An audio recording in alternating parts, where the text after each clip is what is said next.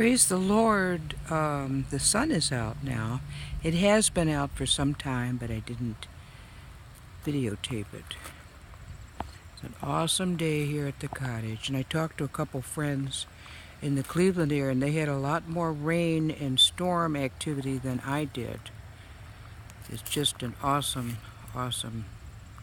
relaxing day, and I had fun and was educated by Pastor Al when I called him up today on 12:20 live with Pastor Al.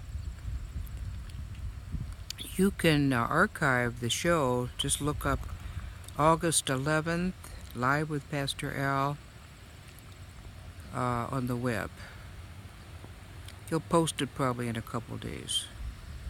Just look for the August 11th show. Have a blessed day.